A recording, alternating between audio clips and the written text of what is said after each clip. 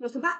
In my last video, part one of this particular Lego habit building series, I stated my case as to why I think using Lego to help you form new habits is the best way to go.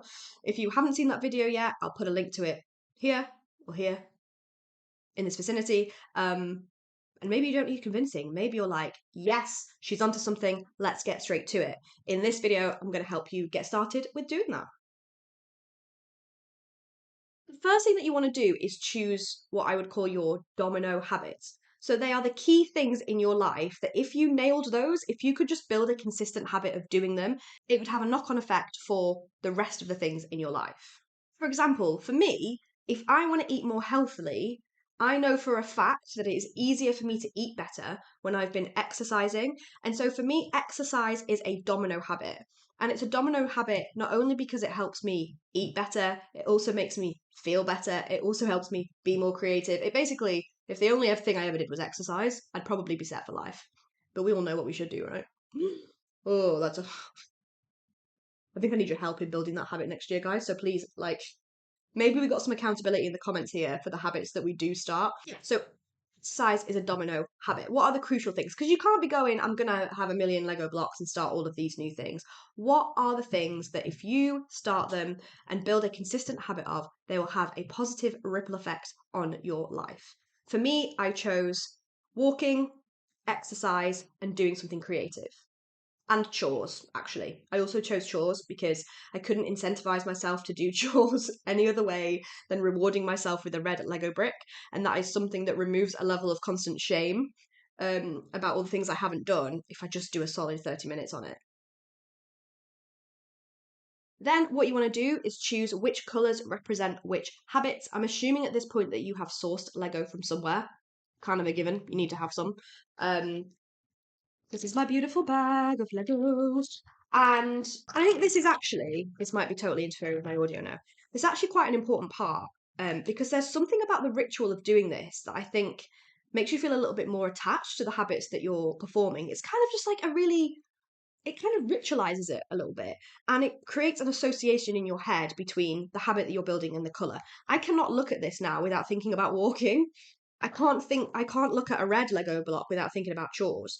I'm actually running out of colours, but I'm gonna have to buy new ones because I can't just say to myself now this represents a different habit.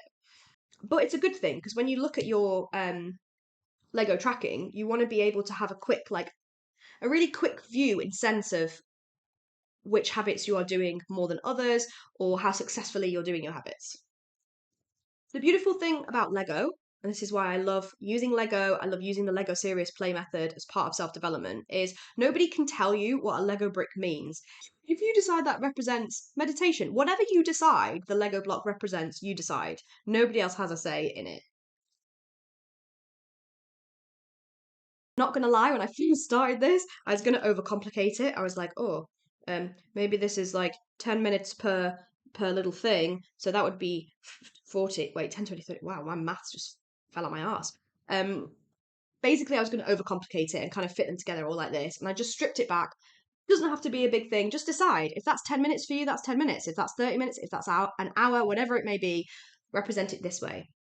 I represent them as a Pomodoro, which is 25 minutes, because I use the Pomodoro productivity method in my life. So that just made sense to me. Here's some photos of my habit tracking over a few months of this year. Sorry, they're a little bit blurry. I had a broken camera for a while. So you can choose to format this in whichever way you wish, really. I like to track each day as a tower. So this, as you can see, would just be like the first, the second, the third, the fourth, the fifth of the month, etc. And it's just really helpful to kind of see if there's any patterns across the week, any particular days where you're more active than others. Here you can see this is what it looks like over a month. And again, you can see some of the patterns. One day there, I had a super choresy day, as you can see from the red. And then each month, at the end of the month, I take a photo. So I've got a record of it. I sometimes rearrange the blocks as well into the chores, almost like a graph. So you can see like which chores you did more, not chores, which habits you did more of throughout that time. That was a pretty quick whiz through of how to use Lego to build better habits. Here are 4 more even quicker fire tips as you get started. Number 1, just get started. Don't overthink it, don't overcomplicate it. Taking action is better than no action at all. You might just decide you're going to try tracking and building one habit in January, and you have one block that represents that. Perfect, amazing, you're already on your way. Secondly, I see you, overcomplicators out there. I see my own reflection in this camera lens.